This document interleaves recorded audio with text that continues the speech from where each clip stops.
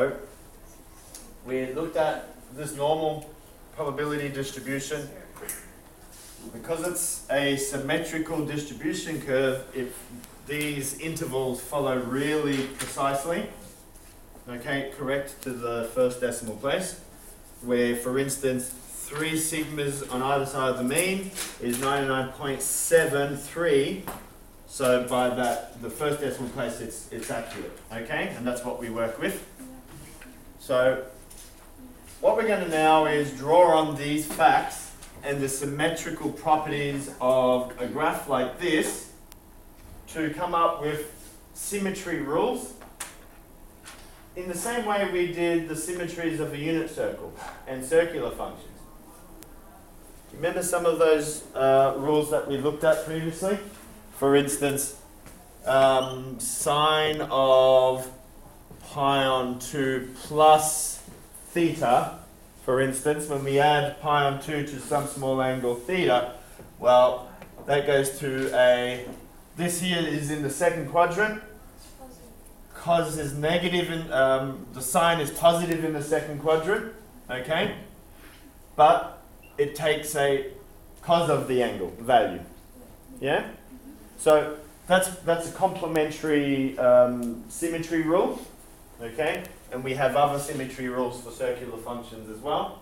So we're going to look at similar symmetry rules for this shape, this graph. Okay? And the way we do that is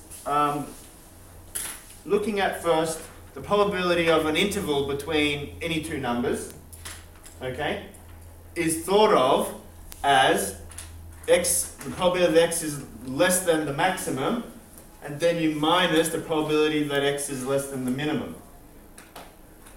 Okay, and that's the same as the probability that x is in between those two numbers. So the reason why that is correct, if, let's say, I want those two amounts there and there are my A and B, right? And I'm interested the probability between those two values, so that's this region, that green region of the graph. So if I determine the probability that x is less than the maximum value, less than b is all this down to the tail, that's probability is less than b, okay? And I now just minus the probability that x is less than a is here, so less than a is to the left, that's this bit, the red. If I subtract the red from the blue, then I'm getting the green. Can everyone see that? If I have the whole region, the blue, and I just subtract the red part, then I'm left with the middle area shape, which is the area, the probability in between those two numbers. Does that make sense? Okay. So, and if I draw on also the idea of the complement for x is greater than some number is the same as 1 minus x is less than that number. Okay, if I draw on the idea of the complement, using those two things together, I can come up with a whole range of symmetry rules and properties based on our normal curve. Okay, and we're going to illustrate some of them.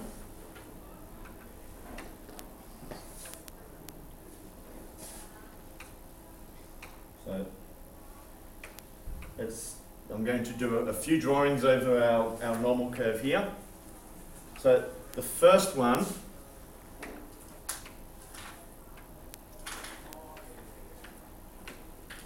here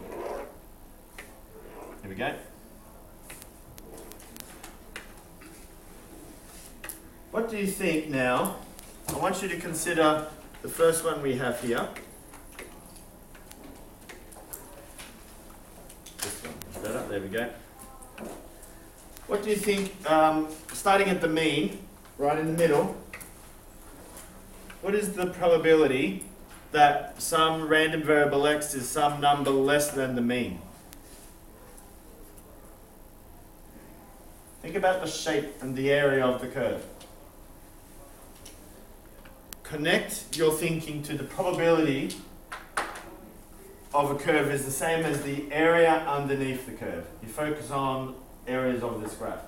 Okay? So finding the probability of x is less than the mean is the same as saying what's the area beneath the graph less than the middle.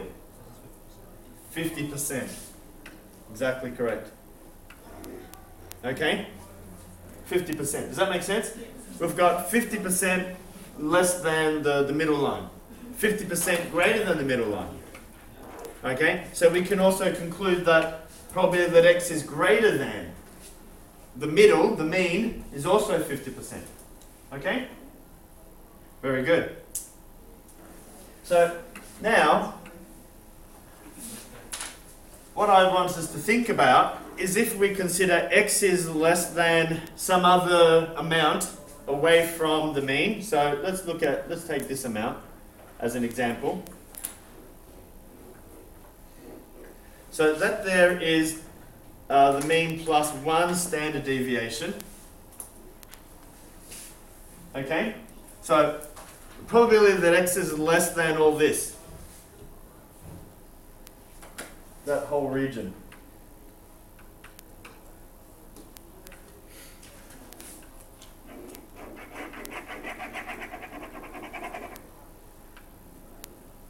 Okay?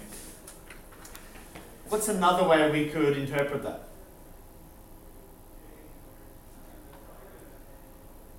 X is less than mu plus.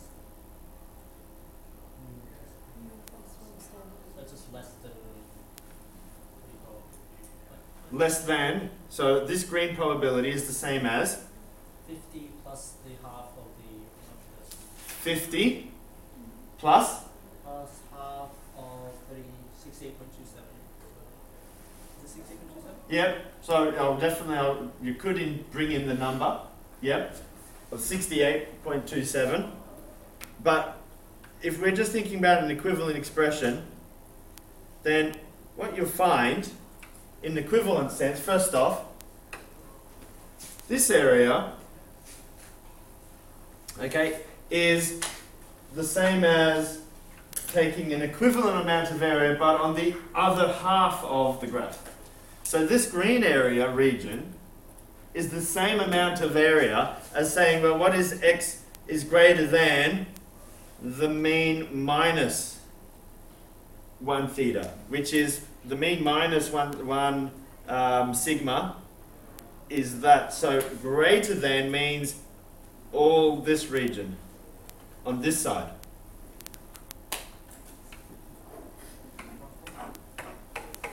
Does that make sense? And it's all based on symmetry. You're talking about the amount of area or similar size area. Does that make sense? Similar size area relates to probability.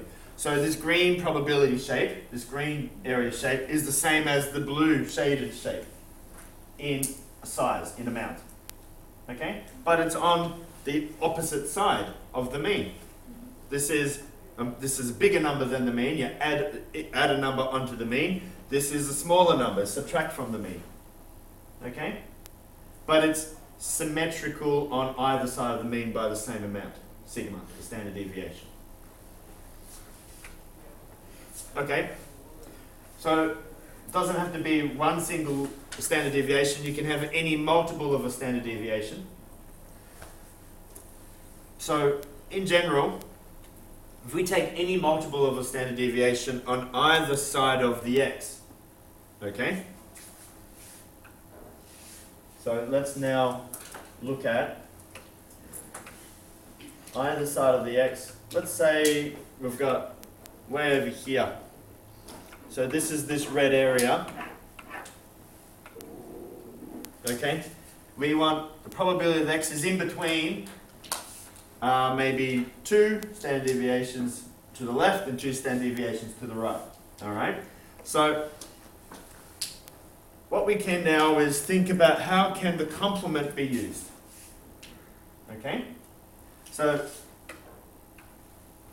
if we instead, we don't use the red area, but we can draw on, say, the tails, the area in the tail, like the blue area.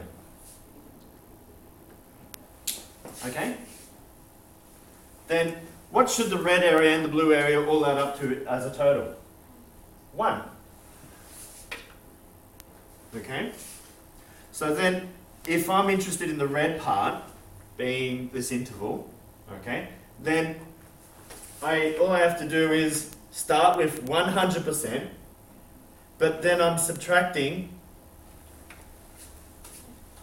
the probability of a blue region. And this is what we have here.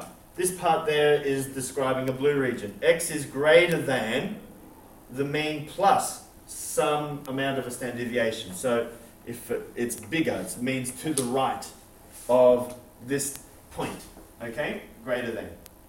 But because we've got 2 of them, this blue region here is the exact same size as this blue region over here.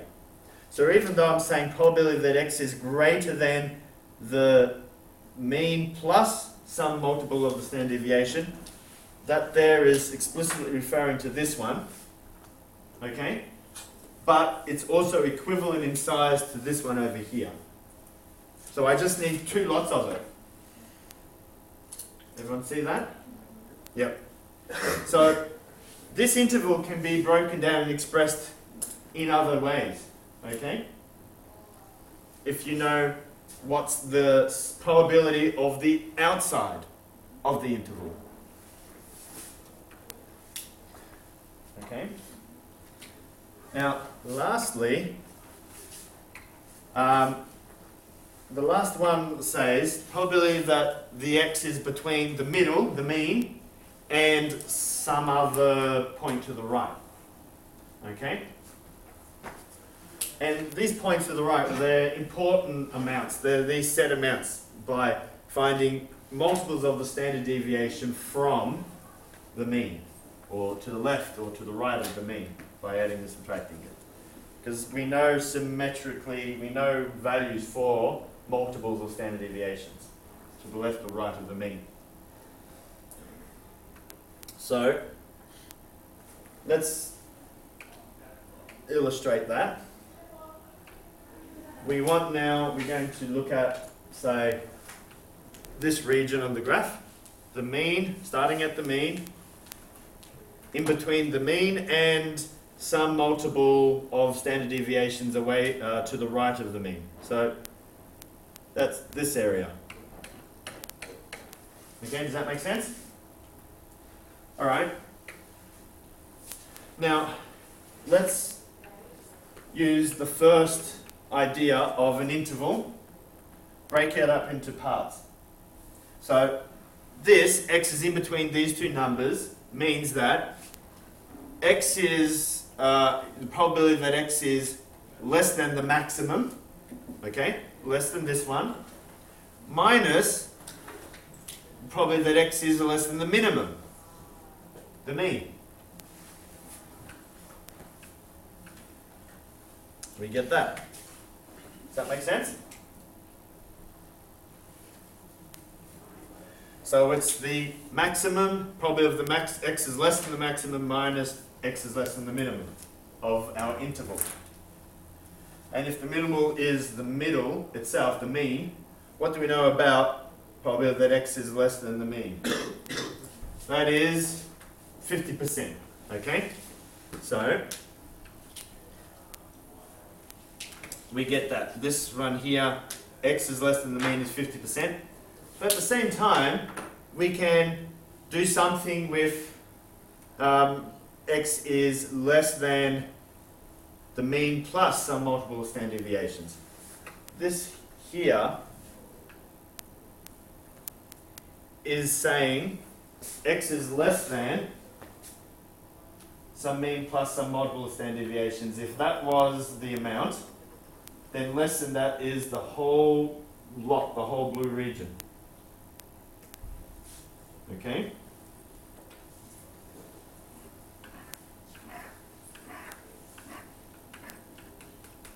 So that's what this statement is drawing. Can everyone make that connection?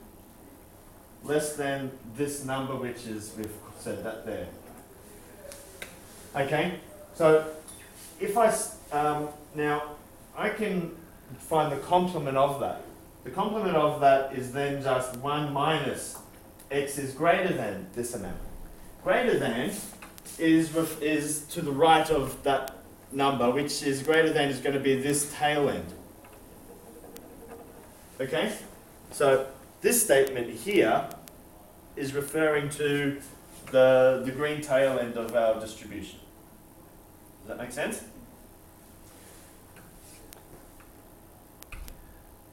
And so we can simplify that down. We've got, from our complement, we've got our total area 100%, and we've got our simplify our numbers. 1 minus 0.5 gives you 0.5. Okay? And we've got 0.5 half of the area, subtract our small tail end. So this again is what's left over of the small tail end. And that there is equivalent to the original interval, the red area. So let's check if that's true. So can we visualize? If we take half of the probability, let's take this right half. Okay? Let's take this right half and we're going to subtract just the green tail end. What's left? It's that red region. It's this interval. Okay?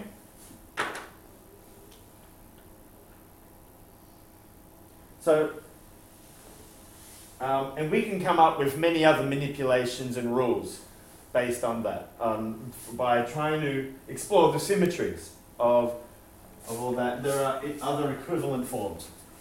So what we do now is we know set values. We know set values of integer multiples of standard deviations. 1, 2, and 3 standard deviations either side of the mean are given by these values. Okay? And so what we have to do now is take complements from 100% of 68. So what's left over from 68%? 1 minus 68 gives us 32%. So a complement for everything on the outside of one standard deviation from the mean is 32%, for instance. The complement of the middle one, 95%, is 5%. So your tail ends, you'll get 5% in your tails and so on. Okay? So we're exploring now those, what's left over. Okay? And then 2 lots of something, or half of something, for instance. Okay? We can divide these by 2, or divide the complement by 2 to see what's in one tail. So we do these manipulations with those numbers now. Does that make sense?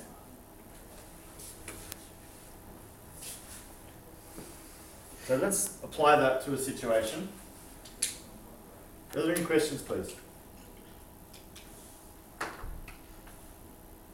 So from this worded problem, we have to identify some things in regards to the key parameters of our distribution, such as the mean and the standard deviation. The results of a mathematical methods test are normally distributed, okay, with a mean of 72%.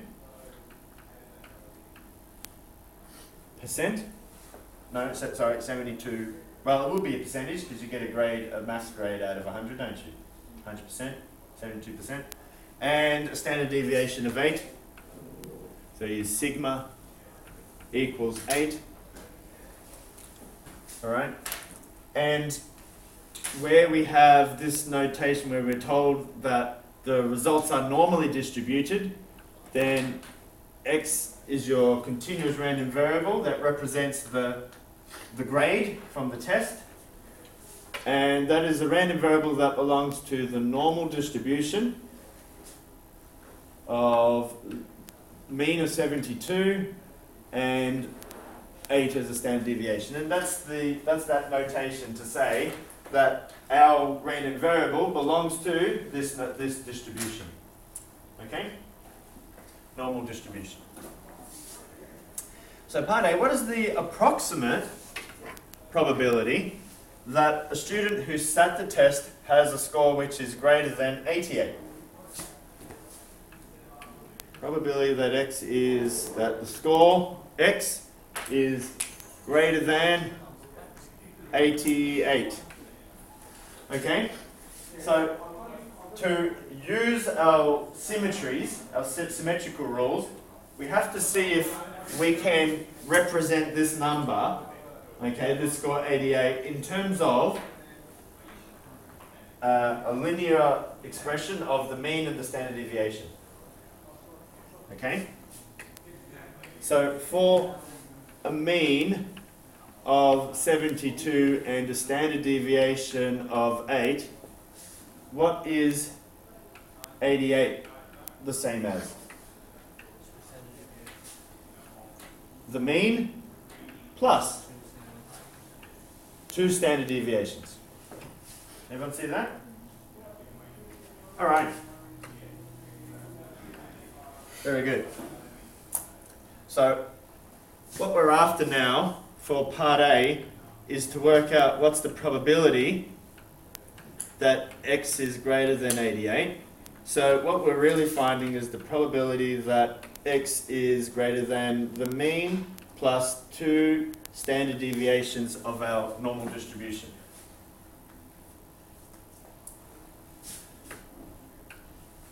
Okay? So here, you've got to think about now the symmetry that we have here. So greater than that amount,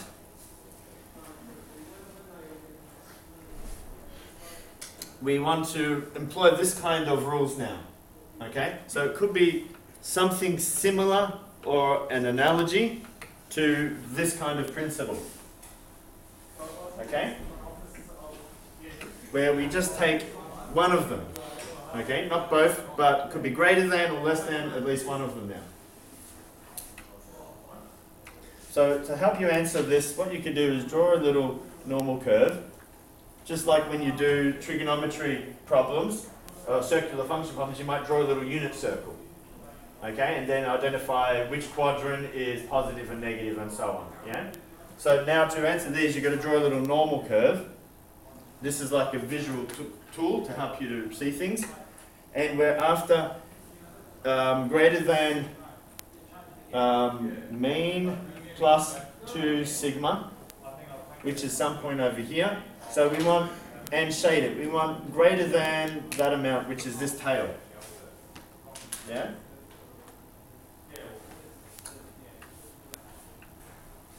Okay. So what we have is being related to 2 sigmas, we know that altogether over here on this side, mean minus 2 sigmas, the region in between mean plus 2 sigmas and mean minus 2 sigmas is how much?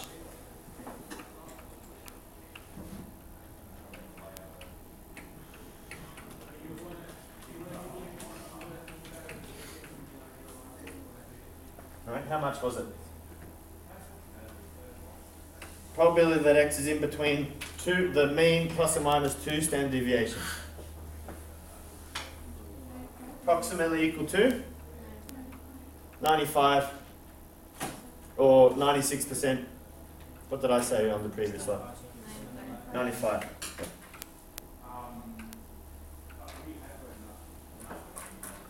Okay? So now, what's on the outside? What's the probability of both tails?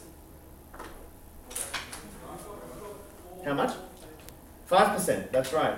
So if 95, 0.95 is in the middle, then in this tail you've got 5%. And so that means also, altogether, you've got 5%. So this tail must be 2.5%, and because it's symmetrical, the other tail must be 2.5%. So all together, you've got your 100%. Yeah?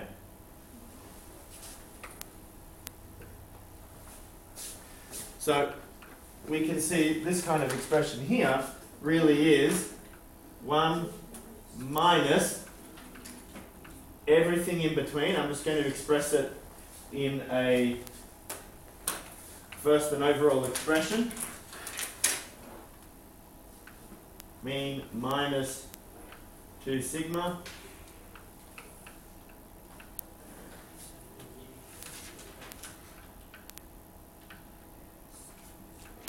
Okay? And then we halve it. So you find the complement of the interval on everything in between, and you halve it, and we're getting 1 minus 0.95, and we halve it, it's 2.5%. Okay? So that's just, using our symmetrical relationship from our 1, 2, and 3 standard deviations from the mean.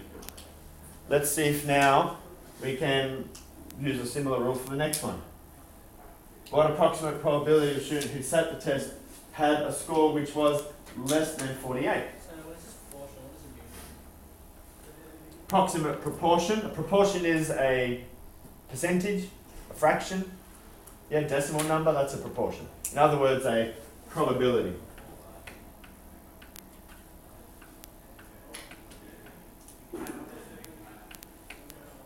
Okay? So, probability that x is less than 48. Alright, so this number 48, for a mean of 72 and a standard deviation of 8, how can we express 48? Minus 8 Mean minus, how many? sigmas. 3 sigmas, yeah. Okay, so 72, take away 24. Okay, it's going to give you that 48. So probability x is less than 48 is the same as the probability that x is less than the mean minus 3 sigmas. Okay? So you can visualize what's going on. We've got 3 sigmas, 1, 2, 3, less than 3 sigmas, so that's the mean minus 3 standard deviations, is this little bit in the tail. Okay? So it's one of the tails from the complement of the interval itself. So then, from to know in both tails, this tail and that tail, we take the complement of the 3 sigma interval, 1 minus 3 sigmas, and mean plus 3 sigmas. Okay? How much is the probability that x is in between 3 standard deviations from the mean? Well, it was approximately equal to, from the previous slide, what did we have? What was that value? 3 standard deviations from the mean on either side is approximately 99.7%. So we've got the complement of 0.997, which is 0.003, 0.3%. Okay? Does that make sense? So that's how much we're looking at in both tails. But this is indicating less than the mean minus 3 sigmas. That's just to the left over here, less than this. That's just this one area. Can everyone see that? All right. So what do we have to do to the 0.003? Go divide by 2. That's right. So that's going to be the 1 minus the 0.997 and we divide by 2.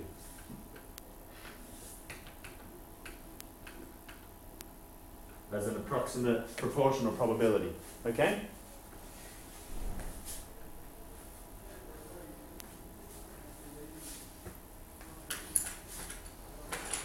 Everyone get the idea? So, the last one, what approximate percentage of the students who sat the test scored less than 80? Probability is less than 80, and again you think about what is 80 in terms of the mean and standard deviation.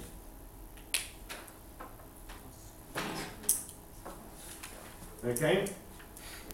So for a mean of 72 and a standard deviation of 8, that is a mean plus 1 standard deviation.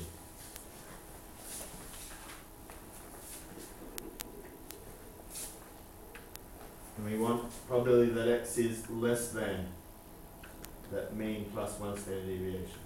Okay?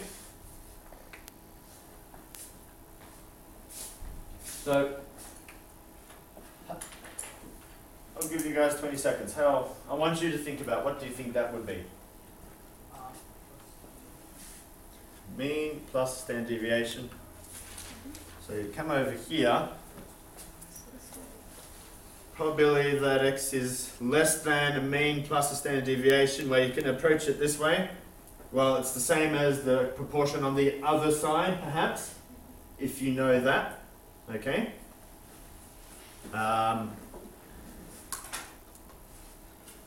Or break it down a different way.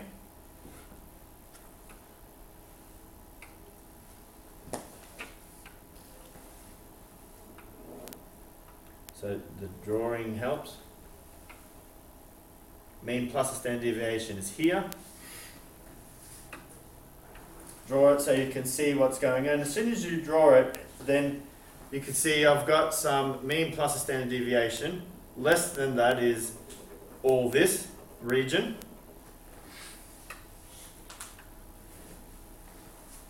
Okay? So then the interval in the middle between both is how much? 68%. Okay? On the outside it must be 32%. What about half, one of those tails? How much? 16%. Yep. Okay? So the interval itself in between, this part is 68%, 0.68. On the outside altogether must be 32, so that means you've got a 16 and a 16. So then, what could I say? X is less than a mean plus a standard deviation is from here, that point all the way down, that whole green region. Alright? That whole green region, together with the red region, must give you 100%. So if I want the green region, I start with 100% and I'm going to subtract. How much? 0.16. I'm going to remove the red region from the whole lot and I get the green region. Yeah? I get 0.84, 84%. Okay? Now, for me, I find I can't mentally think about it by myself without drawing it down, without drawing my little picture. And once I've drawn my picture, I colour in the area that I like, that I'm trying to find. And then over my colouring, I say, all right, where's the whole interval? And I draw on one of the three numbers from the probability of an interval, okay? And I identify which part of my drawing is that number. In this case, I identified that from there to there is 68%, and that means on the outside, each tail must be half of what's left of 100. Okay? And I use that fact to get one of the tails. Once I know one of the tails, then I can answer a question like this. Okay? Sorry. Yes? They give you questions where like the number that you're looking for isn't a whole standard deviation away from the Yes, absolutely. Okay? So that's the next part we're about to do now. Very good question, Jovi. What happens if the number we're looking for in a problem is not a multiple of a standard deviation from the mean? Okay? And we can't use our symmetries like we've practiced here. Okay? So in that situation, we now get, for instance, working on study scores of VCAR. That situation, we have to do it, we have to approach it the old-fashioned way, like a continuous random variable, using integration, okay, of the function itself. Which is very tricky, because the function's a nasty one. Yeah? It's that guy. That's a big nasty function. So trying to integrate this with the limits from 0 to the probability number we're after, okay, is nothing we can do by hand. So all that is built into your CAS function. Okay, you've got to use your CAS, and we're going to look at how we do that now. So what's our study score we're after? 45 perhaps. We love a study score above 40. We want to be in the plus 40 club. Yeah? So the way the study scores are calculated, a study score is normally distributed. Okay? So your study score, okay, we're going to define as X. Well, actually, it's SS as our random variable. SS is your study score. Now, that is normally distributed with, and it's a number between 0 to 50, but it has a mean of 30, and it's got a standard deviation of a 7. So it's a mean of 30, standard deviation of a 7. And we're interested to know what proportion of the state, or what's my probability, what's the chance of me getting a study score that is greater than or equal to 40. Okay? Put us in the plus 40 club. So, first off, can we make 40 as some amounts of the mean and standard deviation? No whole number. Okay? So we can't use the symmetry rules to answer this. So, the CAS function, start from fresh from here, is has the integration of the probability density function for your normal curve built into it, programmed into it. That's found under probabilities, distribution, and then you've got normal. Okay? Now, what was our question? Study score is greater than 40. Okay? Now, is that a PDF problem or a cumulative distribution problem? It is a CDF problem. Exactly correct. In fact, all our normal distribution problems, we have to use the normal CDF, this one, number 2. Okay, because it's a continuous random variable, we're finding probabilities of intervals. Okay? Now, there is a normal PDF rule that is the substitution of some number into the function. So you're just evaluating f of the function, f of x, whatever that number is. Does that make sense? So it's our original formula. This function here, when x is a 2, we put a number in there and we evaluate it, what result do we get? That's what that normal PDF does. Okay? We don't have to worry about that. Okay? we are using the probability rules, the probability functionality. Okay? So, distributions, normal CDF, it's always, because the function itself is asymptotic along the x-axis, it's going to come from infinity. That's by default. Okay? Even for study score calculation. Even, there's no such thing as a negative infinity study score.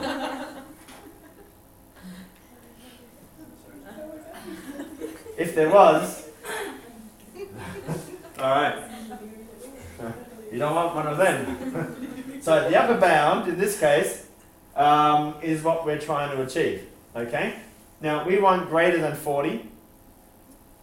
Okay? So, what we're going to do is a little manipulation shortly. But let's get it from negative infinity up to 40. Now, what was the mean for our study score? And our standard deviation was 7. Okay? So there you go. You've got this is from the most smallest possible number, the minimum, up to a 40. Okay?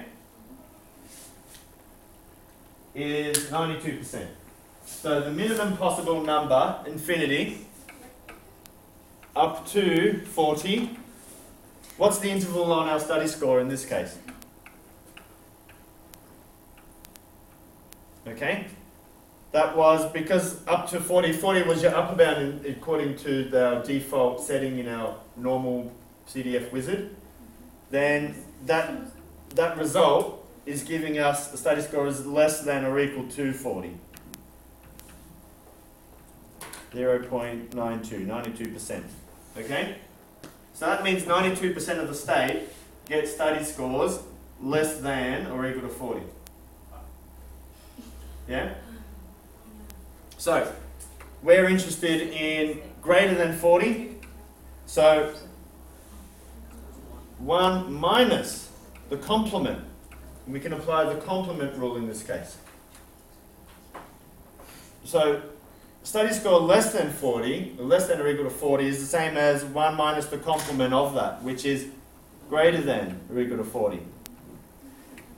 Okay? And that is equivalent to 0.92. And so now, the probability that the study score is greater than 40 is that away from 100%. 8%. Or actually a little bit less than 8%. Okay? So yes, that 40 study score plus 40 study scores is reserved for 8% of the state.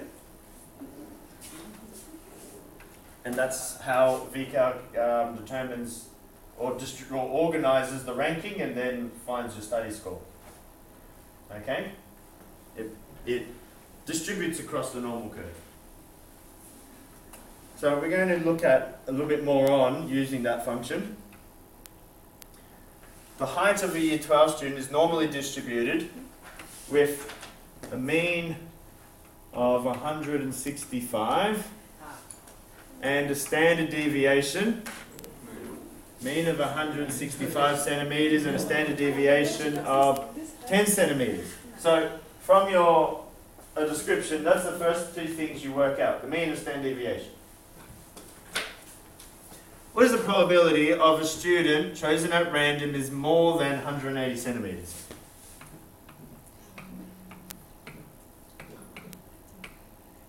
More than 180. So the first thing you check is, okay, if this was an exam 1 problem, okay, then you need that number to be some multiple of standard deviations from the mean, okay? So let's just check. Can you make 180 out of 165 and 10? No. Okay, so you need the calculator to do this, okay?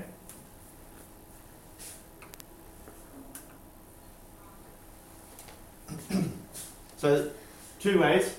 we'll do both. First off is you can, when you're using your CAS, and we can come to probability, distribution, normal CDF, by default it's the lower bound of negative infinity up to an upper bound.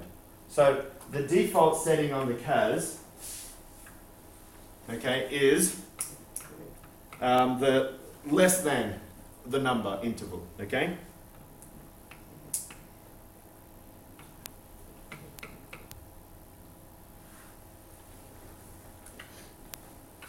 How do you spell default? A-U-L-T, sir. Must be Friday. Yeah, that's better. That looks better. Yeah, okay. So the default setting on the CAS is always, okay, CAS will always give that as the probability, okay, where you've got the negative infinity up to some number. So if that's your CAS value, all right, so then the first thing you can do is, can you express the question in terms of that, okay? So probability x is greater than 180, all right? Well, that is a 1 minus the probability of x is less than 180, okay? So that's our goal. From the complement, we get the opposite, the same setup of probability that the CAS is going to give you. Does that make sense? Alright, so then we have 1 minus, this now, that space there is where we put our CAS value. Yep, so we go that, come to your CAS. The upper bound was, according to the problem, 180. That's what we're after.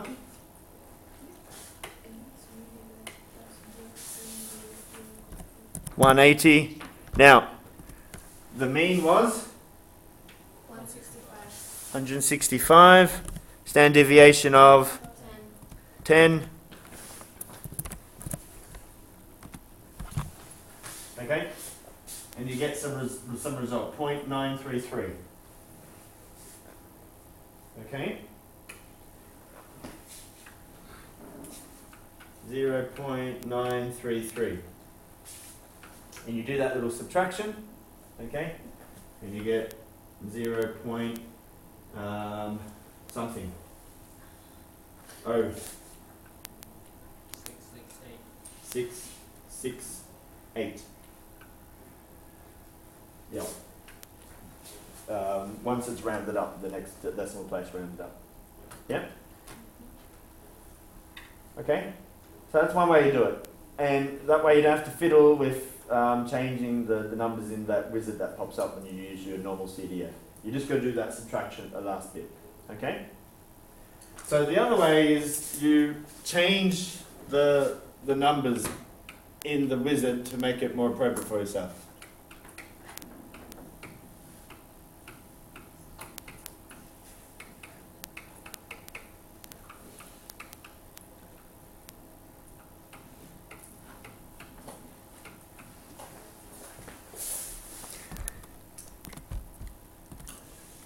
So, and you can do it from, of course, the wizard, or you can do it from the formula here itself. Both are possible. If we do it through the wizard, we go probability distribution, normal distribution. Okay.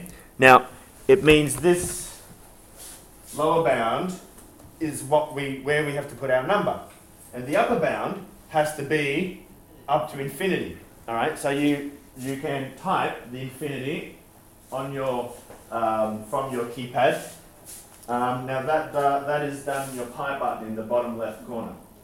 Yeah, so you can find that. I can't do it on mine because it's locked. When I try and select my code to grab my buttons, it doesn't work. So I'm just going to press Control Copy.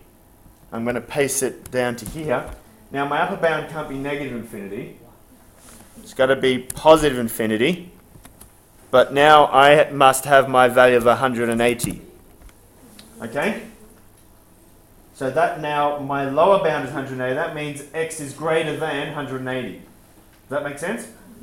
For my mean of 165 up to 10, for a standard deviation of 10. Okay? And now that's giving me the value that I want. Everyone see that? 0.0668. Yep. So we use the same method for the way that we calculated the standard deviation for our study score thing. Because like that one had like a limit up to 100, up to like 50. Yep. Like, does that change? Yeah, 0 to 50. Yes, I know. But you, I did it that way for positive infinity to negative infinity because that's how VCAR does it. They don't have a lower band of 0 to 50. They push it beyond that because if you do specialist maths and you do high achievement specialist maths, you get up to 12 bonus marks to scale up your study score, and you can go up to 54 as your most maximum. So you can actually push it beyond 50. I mean, you get it higher than 99. No. Okay? So that means theoretically you can get less than 0 in the study score. Okay? But it's cut off, it's truncated. Alright? But you can get above 50 in your study score. You get to 54. Alright. Alright. So we can do a whole range of different problems now using our CAS wizard, okay, in setting up our normal probability problems. So,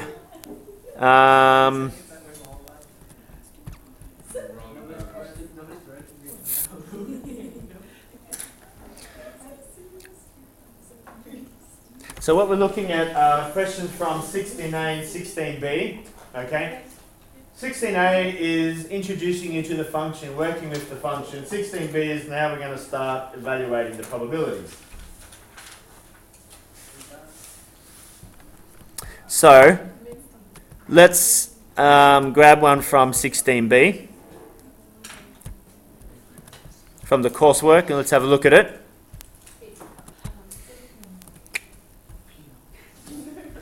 My face is in your computer screen.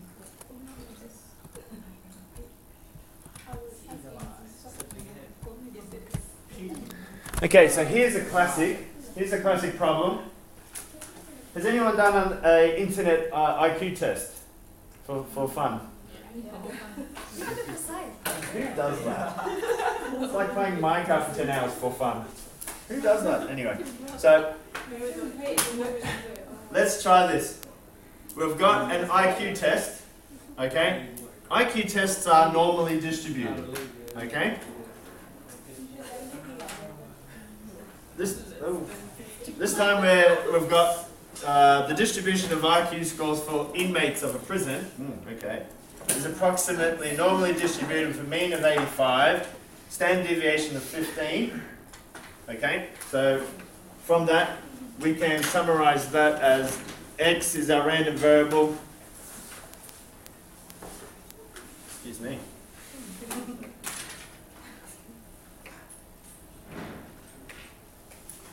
This one. X is normally distributed with a mean of 85, standard deviation of 15. It's actually the true notation is written like that, where you write as a variance 15 squared. That's the conventional way of expressing it in this distribution notation. Okay, that's the parameter that this expression wants. So, what percentage of the prison population has an IQ of 100 or higher? So you're essentially finding the probability that X is equal to 100 or higher. Greater than or equal to 100. Okay? Shoots for sunshine. So if we use the default settings on our CAS, what we're after here is, remember, we have to express this as 1 minus the probability that x is now less than or equal to 100. Okay? Because it's that direction towards the 0, towards the negative infinity. That's the default setting for CAS. Yes.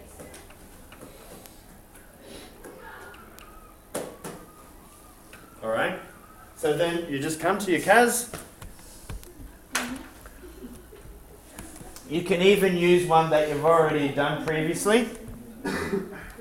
So all I'd do here, I'd press my up arrow, grab one previously that has perhaps the negative infinity to the maximum. I'm going to use that one. Okay.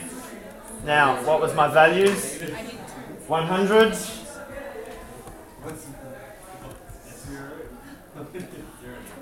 So set it up appropriately for your question, 100. Now, what do you think that parameter there in the syntax of this function, what's that one referring to? That's the mean, that's correct. So you've got lower bound, upper bound, and then it's the mean. So the mean for the problem was 85. 85, and the standard deviation was 15. Yep, and the calculation I'm after was 1 minus the CAS value I have from that function. So I can even set that up in my whole expression. I can put 1 minus out the front of the function itself. Can anyone see how I set that up? And then hit enter and you get your result. 15.8% or 16%. Okay? And that's your general approach for answering such problems. Does that make sense? Yeah, it's not too bad, yeah?